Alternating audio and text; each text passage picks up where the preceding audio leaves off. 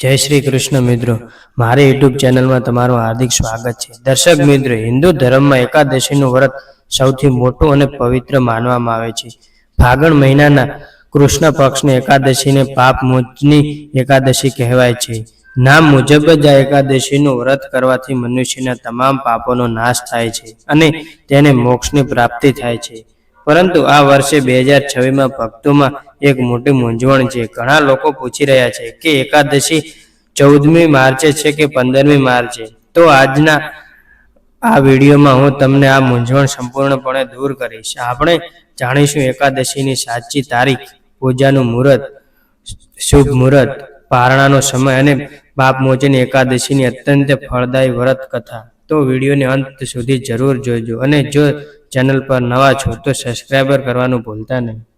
તો ચાલો સૌથી પહેલા તારીખની મૂંઝવણ દૂર કરીએ। મિત્રો, પંચાંગ અનુસાર ફાગણ વદ એકાદશી તિથિની શરૂઆત 14 માર્ચ 2026 શનિવારના રોજ સવારે 8:10 કલાકે થાય છે અને આ એકાદશી તિથિની સમાપ્તિ 15 માર્ચ 2026 રવિવારના રોજ સવારે 9:16 કલાકે થાય છે।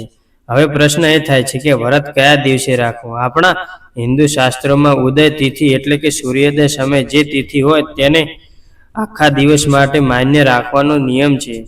14મી તારીખે સૂર્યોદય પછી એકાદશી બેસે છે, જ્યારે 15મી માર્ચે સૂર્યોદય સમય એકાદશી તિથિ હાજર છે। તેથી વ્રત 15 માર્ચ 2026 રવિવારના રોજ જ રાખવામાં આવશે। 14મી તારીખે વ્રત રાખવાનું નથી, તમારે 15મી તારીખે જ પૂજા અને ઉપવાસ કરવાનો રહેશે। હવે વાત કરીએ એકાદશીના પારણા વિશે। એકાદશીનું વ્રત જેટલું મહત્વ છે તેટલું જ મહત્વ વ્રતના પારણા યોગ્ય સમય કરવાનું છે। જો સાચા સમય પારણા ન થાય તો વ્રતનું પૂર્ણ ફળ મળતું નથી। તમારે 16 માર્ચ 2026 સોમવારના રોજ સવારે વ્રતના પારણા કરવાના છે। પારણાનો શુભ સમય છે સવારે 6:30 થી 8:54 સુધી। તમારે આ સમયગાળામાં જે ભગવાનને ભોગ લગાવી બ્રાહ્મણને સીધું કે દાન આપીને પોતાનો ઉપવાસ છોડવાનો છે। પારણા હંમેશા સાત્વિક ભોજનથી જ કરવા જોઈએ અને આ દિવસે ચોખા અથવા તુલસી દળ મોઢામાં મૂકીને તમે વ્રત પૂર્ણ કરી શકો છો। ચાલો હવે જાણીએ આ દિવસની પૂજા વિધિ। 15 માર્ચે સવારે વહેલા ઉઠી સ્નાન કરી સ્વચ્છ વસ્ત્રો ધારણ કરો। ઘરમાં મંદિરમાં દીવો પ્રગટાવી ભગવાન વિષ્ણુ અને માતા લક્ષ્મીનું ધ્યાન કરો। ભગવાનને પીળા ફૂલ, ફળ, ભગવાન વિષ્ણુને તુલસીનું ખૂબ જ પ્રિય છે। ધૂપ દીપ અને ખાસ કરીને તુલસી દળ અર્પણ કરો। ભગવાન વિષ્ણુને તુલસી ખૂબ જ પ્રિય છે। આખો દિવસ ઓમ નમઃ ભગવતે વાસુદેવાય મંત્રનો જાપ કરો। જો શક્ય હોય તો વિષ્ણુ સહસ્ત્ર નામનો પાઠ કરવો ખૂબ જ ઉત્તમ ગણાય છે અને સાંજે ફરીથી આરતી કરી ફળાહાર કરી શકો છો। મિત્રો, કોઈ પણ એકાદશીનું વ્રત કથા સાંભળ્યા વિના અધૂરું ગણાય છે। તો ચાલો સાંભળીએ પાપમોચની એકાદશીની પૌરાણિક વ્રત કથા। ભવિષ્ય પુરાણ મુજબ એક સમયે ચૈત્ર રથ નામના સુંદર વનમાં ચ્યવન ઋષિના પુત્ર મેઘાવી ઋષિ કઠોર તપસ્યા કરી રહ્યા હતા। તેઓ શિવ ભક્ત હતા, પરંતુ વનમાં રહેતી મંજુ ઘોષા નામની એક સુંદર અપ્સરા તેમના પર મોહિત થઈ ગઈ। તેણે ઋષિની તપસ્યા ભંગ કરવાનો પ્રયાસ કર્યો અને કામદેવની મદદથી તે ઋષિનું ધ્યાન ભંગ કરવામાં સફળ રહી।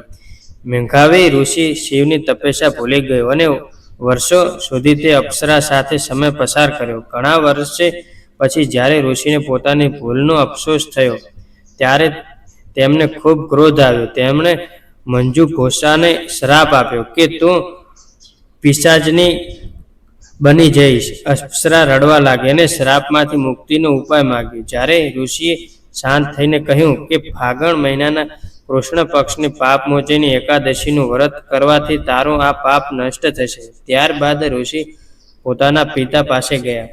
પિતાએ પણ ઋષિને પોતાના તપ ભંગના પાપમાંથી મુક્ત થવા માટે આ જ પાપમોચની એકાદશીનું વ્રત કરવા કહ્યું। બંનેએ આ વ્રત વિધિ વિધાનથી કર્યું, જેના પ્રભાવથી અપ્સરા પિશાચ યોનિમાંથી મુક્ત થઈ સ્વર્ગમાં ગઈ અને મેઘાવી ઋષિના નામનો પણ નાશ થયો। બોલો વિષ્ણુ ભગવાનની જય। તો મિત્રો, આ હતી પાપમોચની એકાદશીની વિશેની સંપૂર્ણ માહિતી। હું ફરી એકવાર ટૂંકમાં જણાવી દઉં. એકાદશીનું વ્રત 15 માર્ચ 2026 ને રવિવાર.